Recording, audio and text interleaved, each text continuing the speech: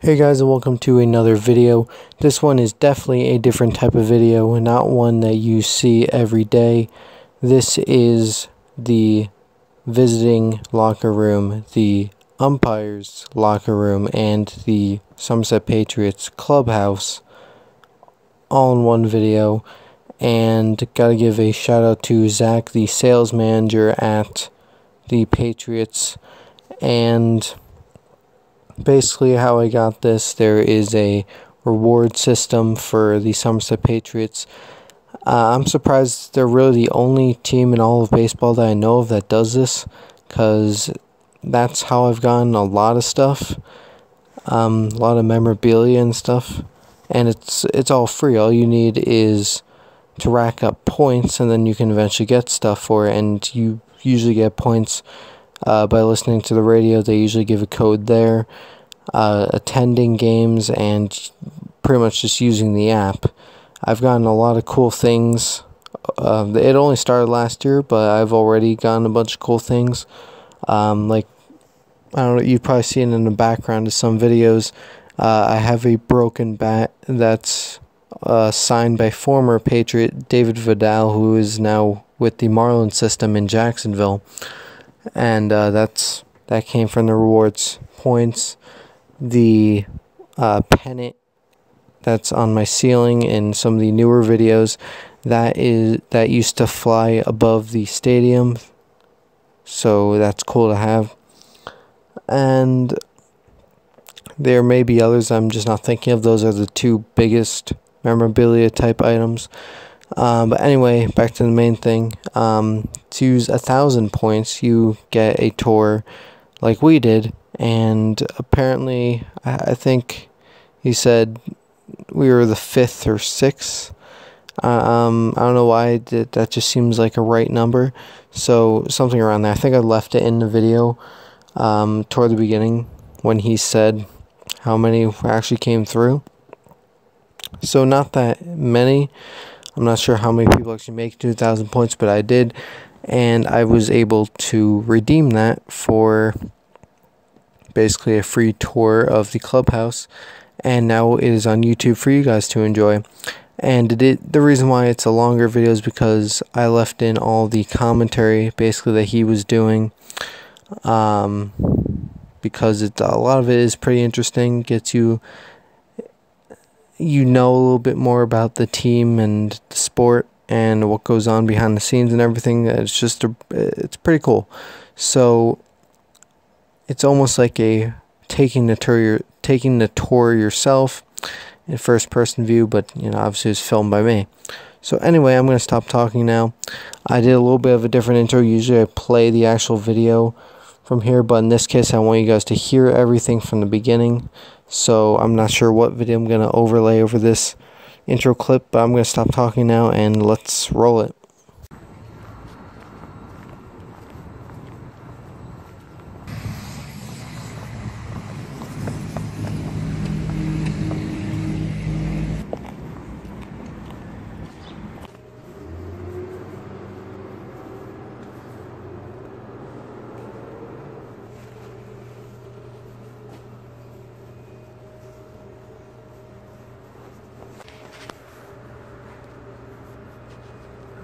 Right on the surface and then down below. It's buzzing with phone calls, trying to set things up, trying to prepare and plan everything for the upcoming homestand. Sure. Got many of these tours this year? Or? This year is actually our first year where we really had people redeem them. Okay. And it's really just taken off. I think this is like the 5th or 6th one that I've done so far. And it's a good idea. It really is, because it just shows people an area of ballpark where they have never seen, and normally never would. Yeah, especially for like minor league teams, usually don't do this kind of stuff. Exactly. The major league teams sell these doors, and you can, and you can go there in the winter and everything. Yeah.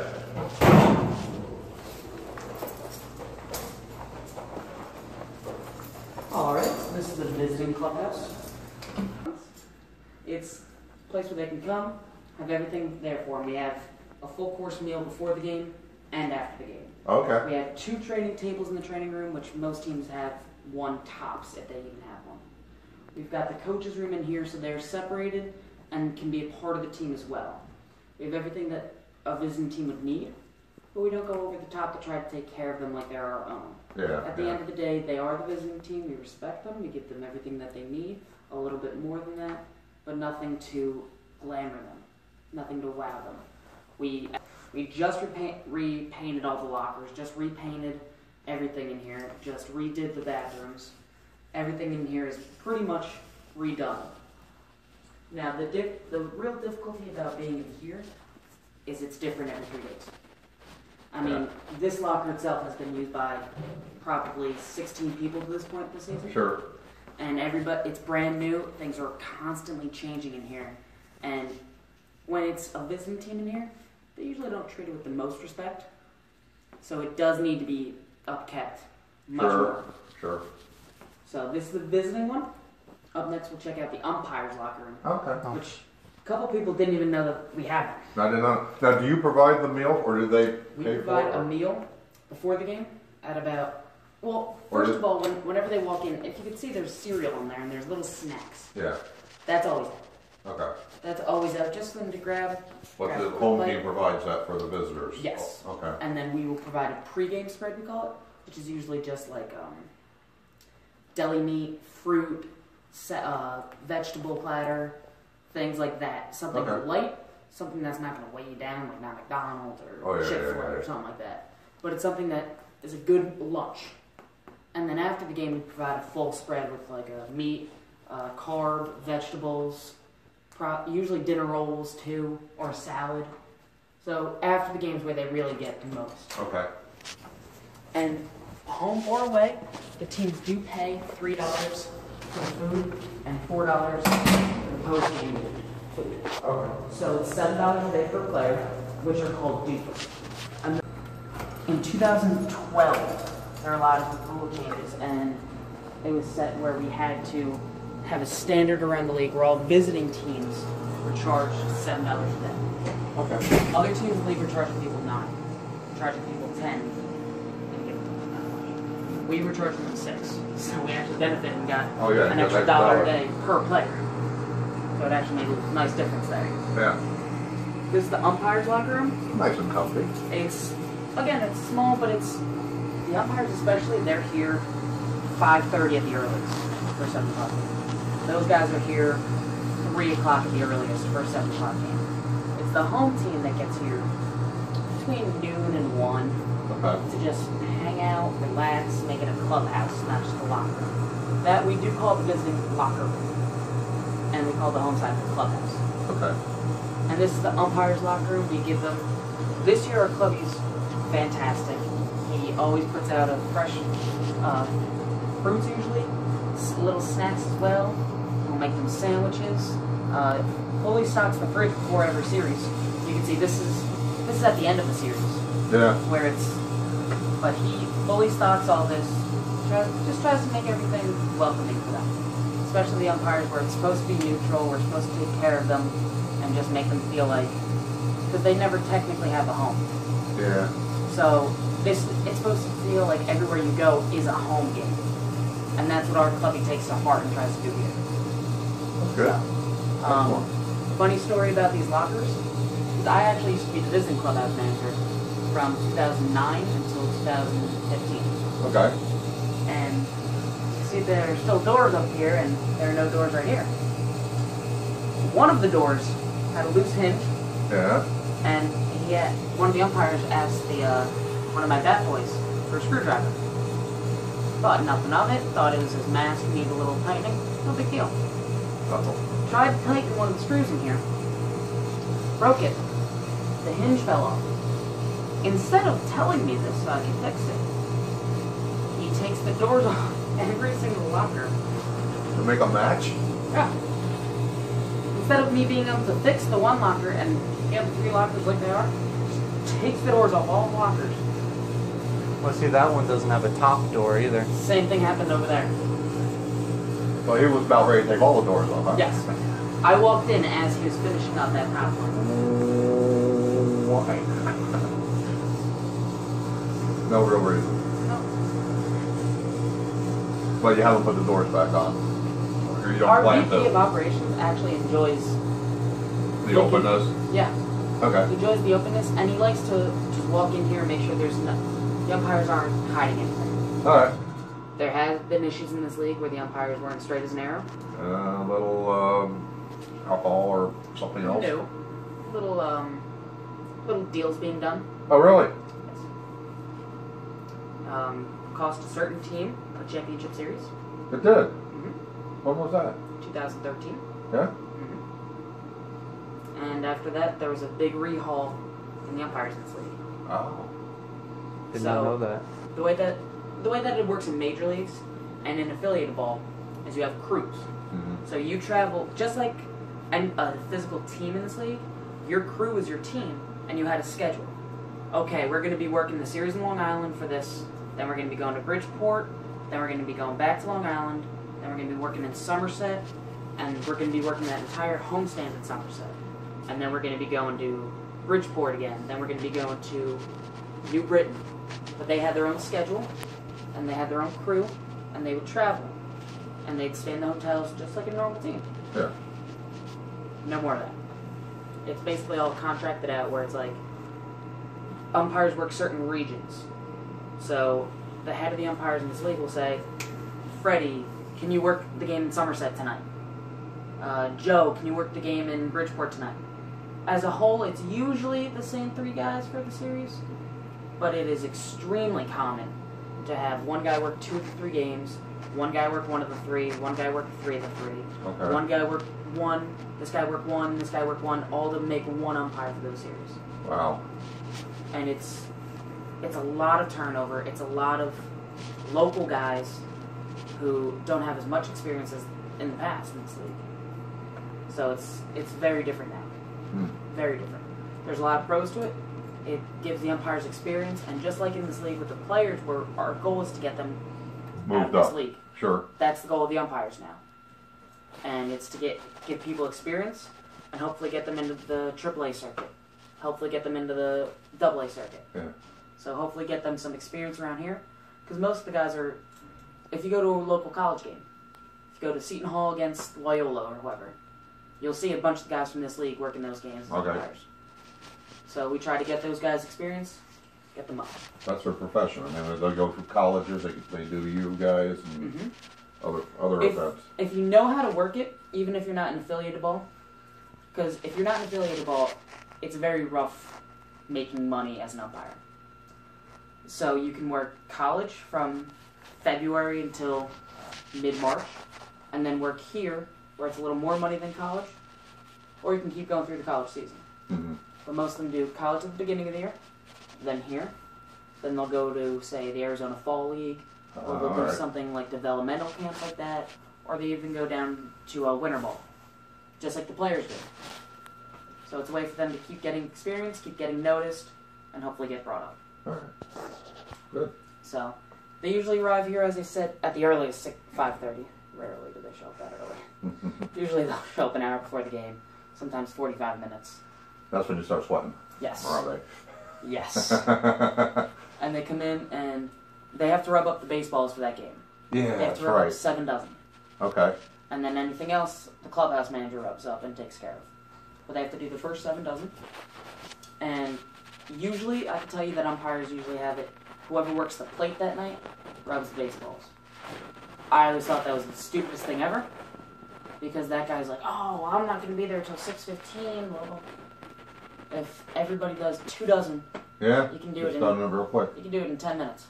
Instead of one guy sitting here for 45 minutes to an hour doing 7 dozen. Now, where do they get the soil or the dirt from the road? Right there, actually. Oh, that. Okay. Yep. And the league provides each team. So the Atlantic League gave us that to keep in here for the umpires. All right. So wherever they go, It's it'll the be same provided for concoction. them. Okay. Where do you provide the balls for every game? Yes. We order it directly through Rollins. Okay. And I mean, they're locked up in that closet right there. This way it's extremely easy for the clubhouse manager. Just walks in, opens it up, puts it right here, good to go. Okay. And next, the home clubhouse. All right. Everybody's been waiting on. Assume those umpires or the umpire crew that caused the problem, they're no longer working. They are. They're working in the SEC, actually. Oh, really? Yes. A buddy of mine was the equipment manager down in South Carolina. Well, he just graduated this Ned, but he used to be the equipment manager for the South Carolina baseball team. Okay. And he ran into it. All right.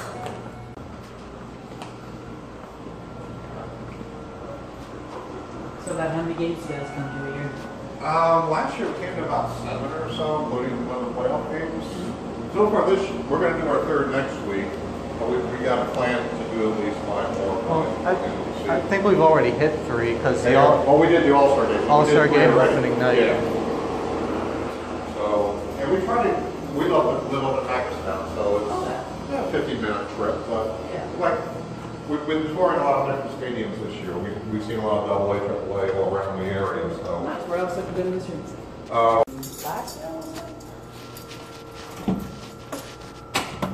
We've been trying to see different stadiums this year, but this is usually where we come the most. Oh, this is nice. This is the home clubhouse.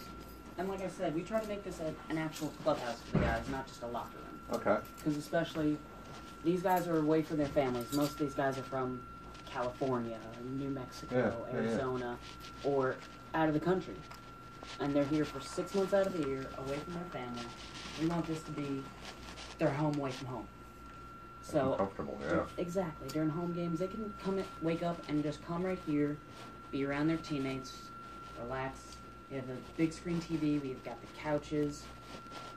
There's even more food than we provide on the other side, and we just try to make this a welcoming home feeling. We have a home clubhouse manager who actually was our home guy from 2007 till 2011, and then left to go work with the Oakland A's. Oh, we did? And he was with their AA system, Midland Rockhounds.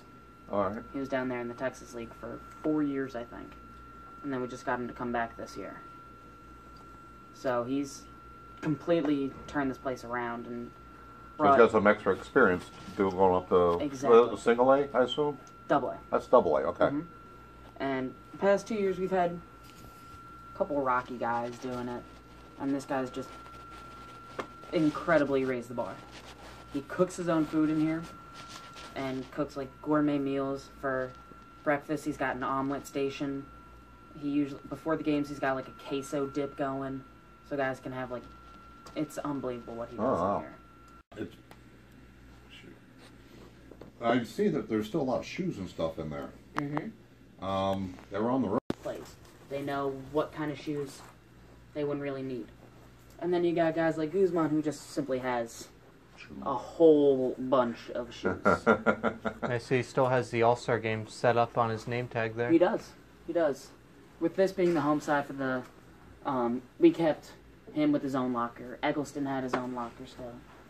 And actually has an entire rack just full of his own shoes. It's actually That's all his? Mm-hmm. Now he's also, player development too? Or? Yes. He actually is mostly in charge of signing, trading, releasing, getting all the players here. He builds the team every season.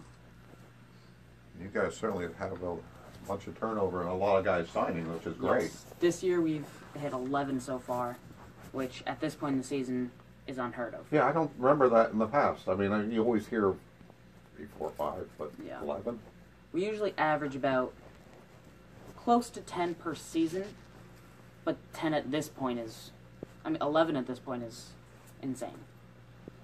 And then he's got to keep refilling those guys. Yeah. But the luxury of having the first half won and the playoffs clinched is that now you can kind of wait out to find the right guy, and in the meantime pick up guys like Rakusin that we just picked up, or other guys that are local and have played college locally, and just give them this kind of opportunity and give them a tryout in a way. I noticed that's a lot of the guys are from the local area. The one guy was from a Rutgers player. Mm-hmm. I can't remember his name now, but he was that the We've one. got a couple of them.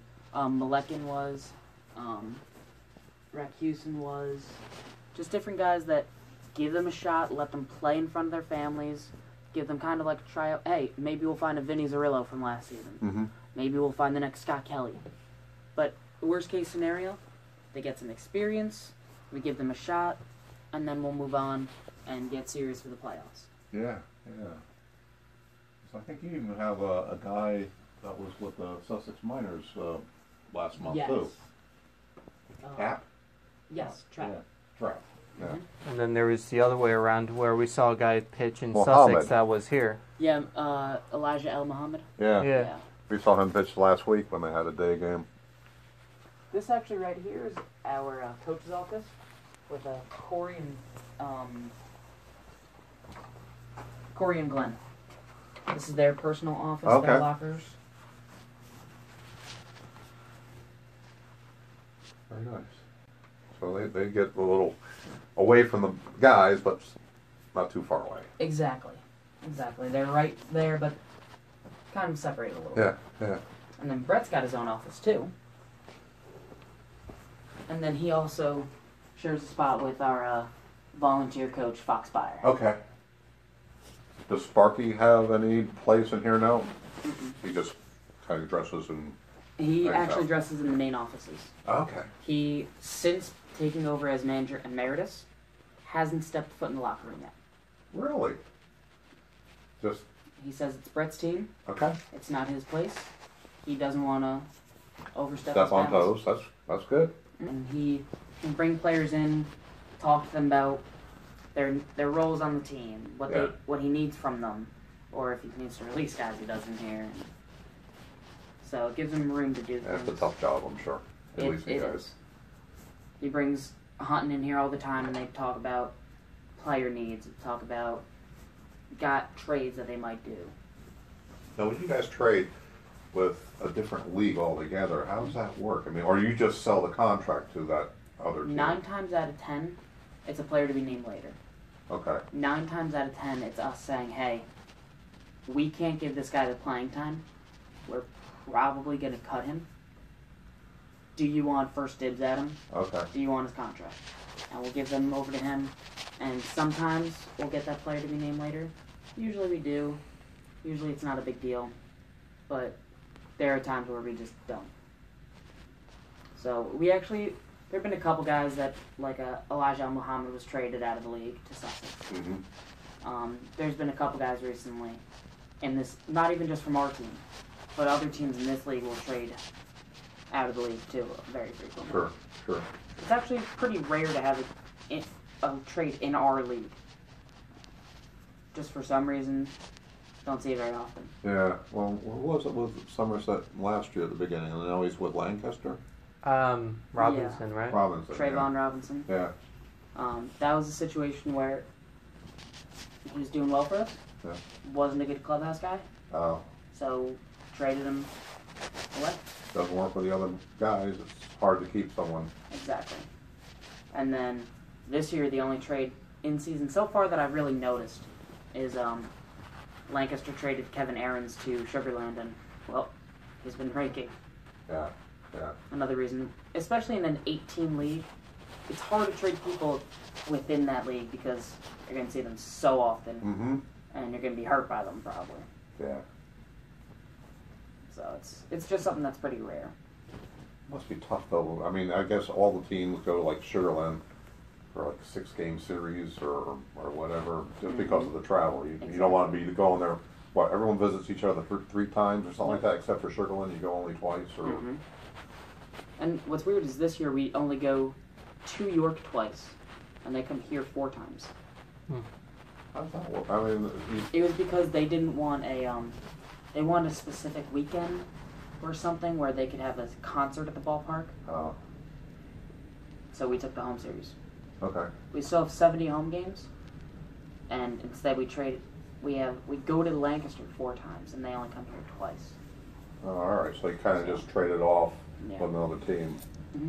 Because it's a rule where every team in the league has to have 22 home series. 11 during the week, 11 during the weekend. Oh, all right. This way nobody can claim bias or claim advantage when it comes to attendance figures. Your attendance has been doing fairly well this year, it seems like. It's been doing well. All-Star game I know we were at, and I know that was pretty well sold out. Yeah. I don't know if it really was or not, but 8,000 people was... Yeah. We physically ran out of actual tickets to sell. And then we just started selling GAs. Okay. A big part of that too is we actually sold 250 to that group of Colonial Oh, people yeah. that were here. Okay, yeah. And they weren't sitting in any seats during the game. No, they were wandering. So we were able to resell those. All right. And so it was little things like that that really helped us. And how many seats total are in the stadium? 6,100. 6,100. So everything else is lawn seat or party zone or the picnic area? Our different group areas, like the suites, the party deck itself, the picnic area, or then, like you mentioned, the lawn area. Mm-hmm. And then from there, a lot of times, because like I said, a lot of times whenever you hear sold out, it's because we sell to a lot of groups. But the groups never have 100% redemption rate. Especially these huge company groups that we sell to, where it's like 100 people. And only 65 show up. Okay. So we resell just general admission seats, and then those 40 seats can then be reused. Oh, that's great. Mm-hmm. I'm sure sometimes there's season ticket holders that don't come to every game either. Very true.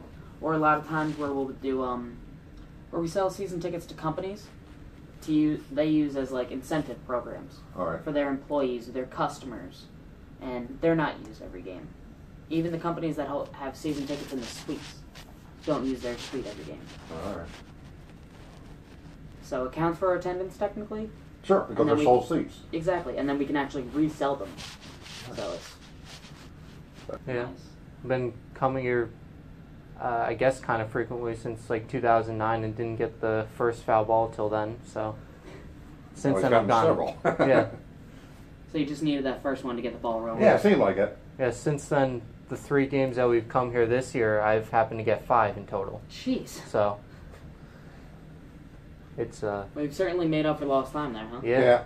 Well, one was rolled to him by the parking lot guy, but it was still a ball. Yeah. And 2 of them on opening night, we were in the picnic area, and there was just 2 sitting in the bushes. Right there from batting practice, or just outside, in the picnic area, and it's like, there's a ball there.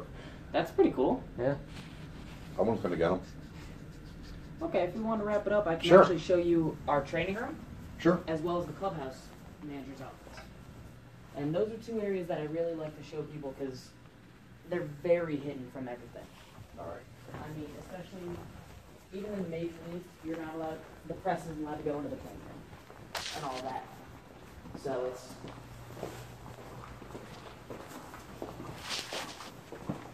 This is our trainer's office, the training room itself. We have a couple different, just ultrasound machines. We've got a couple different massage machines, the training tables. These are the training tables that we have over there. And then over here, we also have this one where you can adjust the leverage and everything to really take care of what somebody might need. Mm-hmm. And then we also have 3 hot tubs in here as opposed to the one that we have over there. So we have the 2 larger ones that fit person's body. Mm-hmm. If you want to sit down, soak, kind of like, just like a normal hot tub. Or this one right here, this small one, that's if you want to have your elbow in there for a pitch. Oh, all right, If you want to have your foot in there if your dogs are barking. Okay. And then right here we have our hydroculator. Now what that does is they're basically just heat pads. And they sit in the boiling hot water until you need them, put them on your elbow, shoulder, what have you. And it's just a heat pack for you. So it's just the little things that we try to do to make it standard, up to date, top of the line, that keep our guys healthy. Sure, absolutely. And then here we have it's more of a rehab center than a gym, but it does have a jumping machine where you can do, I think it's like 65 different exercises over there. Wow. And then we have a couple leg machines, an arm bike, the elliptical, the stationary bike. We actually do have this trampoline right here that is good for, what they usually do is they have medicine ball. And it's good for overhead tosses or just oblique stuff, different rehab techniques to get in. I noticed there's a Texas Rangers bag there. A lot of the times in a league like this, you'll have guys that obviously have experience in different organizations and they keep their bags from there. Mm-hmm. So it's a nice It's usually a nice visual to see all the different team bags. A reminder that you still get back there. Exactly. Nice. Yeah, it is. And then we also have our Clubhouse manager's office, which is a very unique look at everything.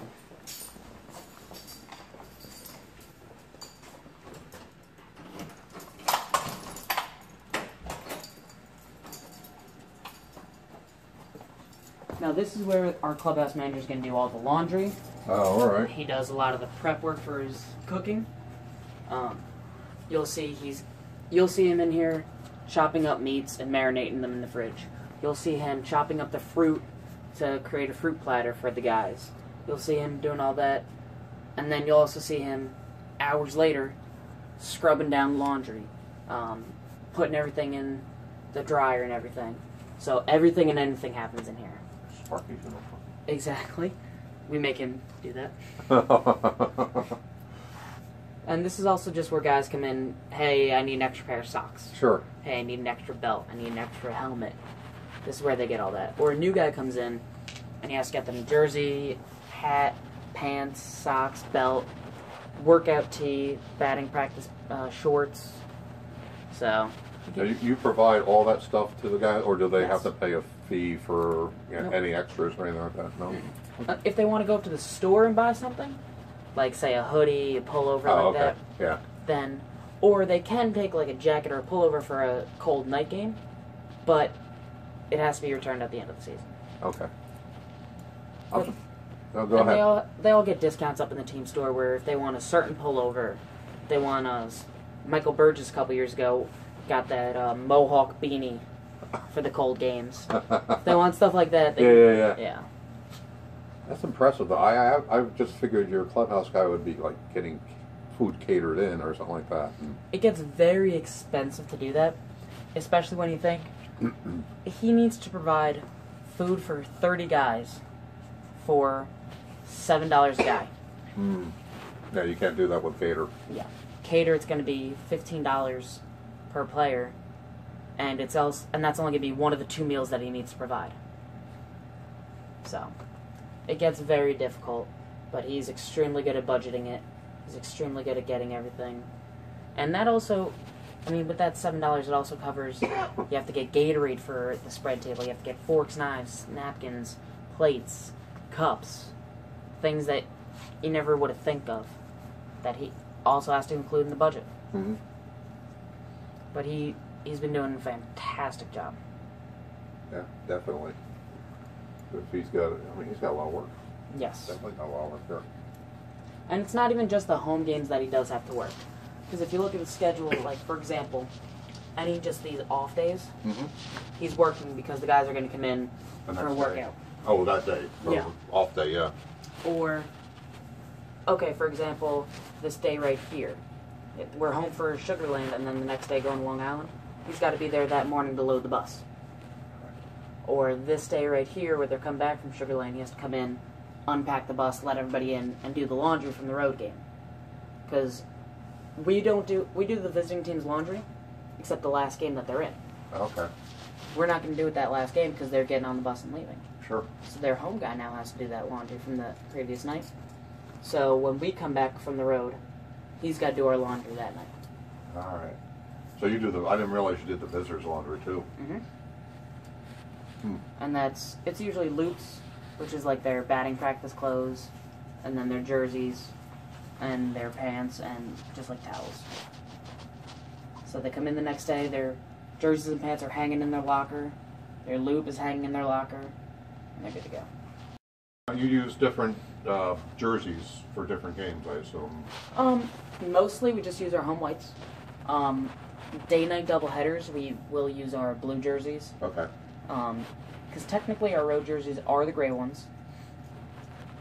Our guys love wearing the blue ones, though. Oh, yeah, they do. So that kind of becomes our road jersey. But technically it's our alternate. And so we'll use that for our, part of the day-night doubleheader. All right. And we also have giveaway jerseys a lot, where it's an auction. We did one do one just in July, whereas the red, white, and blue ones that we, what we do is it's a tricky tray auction, and you can win the game worn jerseys. Mm-hmm. And then we're going to do that again, actually, Monday for Star Wars night. Oh, all right. It's going to be Star Wars themed jerseys. So, we like to do stuff like that to raise money, because the one goes to Operation Shoebox. All right. And I forget what this one goes to. It goes to another foundation. That's great. Mm-hmm. Good. And usually it's the company, like Operation Shoebox, will buy each jersey. It's like $75. But they end up making that tenfold. Oh, absolutely. When it comes to people bidding for it. Good. Clubhouse manager loves those nights because that's... You don't have to wash it. The jerseys. There. Sell it. Just the pants. Yeah, yeah. Makes it a lot easier that night. Absolutely. This is interesting. Man, there's a lot of work that goes on in this room. Mm-hmm. This room haunted me for years. It did? No, but there was a lot of long nights in here. Because the clubhouse manager usually stays until about 3, 4 a.m. Wow. Because they have to wait till the game's over. Then it's usually an hour and 15 after the game before the team actually leaves. Then you can start the laundry and the cleaning and all that. And the laundry itself takes up usually an hour per load. And you have to do towels, jerseys, pants.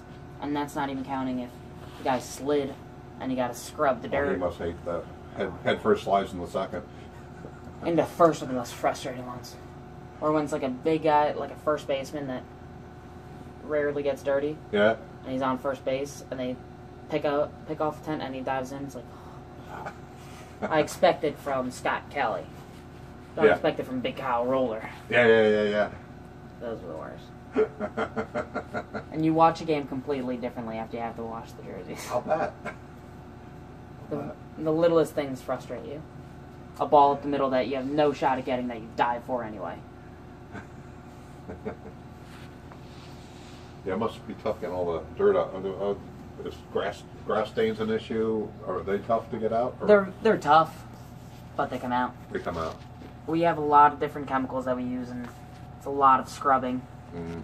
And then you wash it probably 2 times. What I used to do is I used to just separate them right off the bat. Yeah. Before anything went in the wash. Good. Gonna need to be scrubbed. Good. Scrubbed. And then the ones that I knew need to be scrubbed, you spray with Shout first.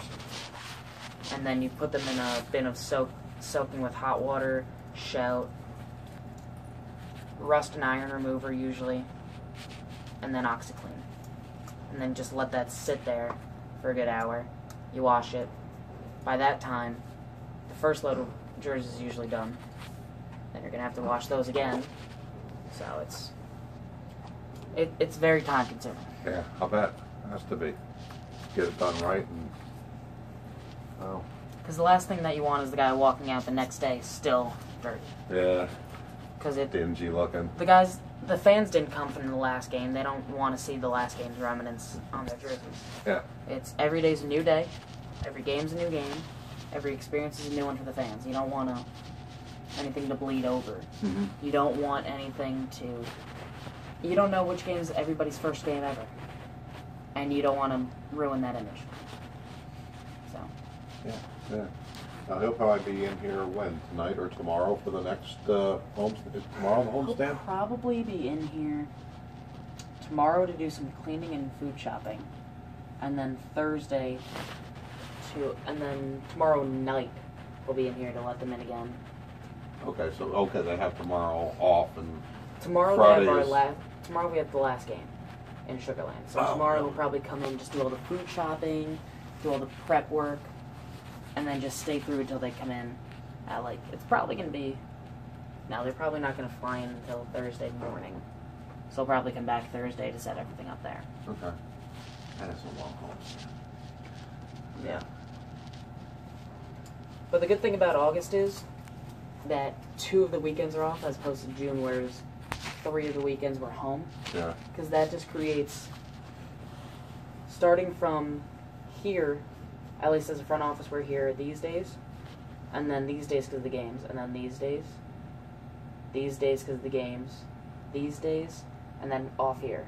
but then we're back here, through here, and then this weekend we had to work because the All-Star game coming up. So through there to the All-Star game. That was probably a pretty busy time for you guys too. Absolutely. Preparing for the All-Star game. And especially for the clubhouse manager that had to clear everything out of here. Right after this game, clear the locker room so an entire new team could come in.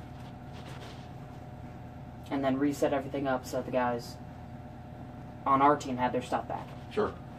Wow. I'm actually kind of surprised you guys left some stuff up from the All-Star game, like those banners on the concourse I see are still there. Yeah, those, they don't technically say All-Star game, and our GM just likes the touch of seeing the different teams' logos. Yeah, it is kind of cool. So. Yeah, I think it's different. I like it. I just wouldn't like it if that was an everyday thing, because I feel like it would lose its... Yeah, it loses luster a little bit. Yeah, like, if you keep it as like a... through the rest of the season, because it's the All-Star season, and then next year put it for like opening day, take it down. Yeah. Well, opening weekend, and then bring it back up for the playoffs. It's a good idea. Just something that's not there all the time, and you just lose its luster. People just stop looking at it after a while. Exactly. Same old thing. Yeah.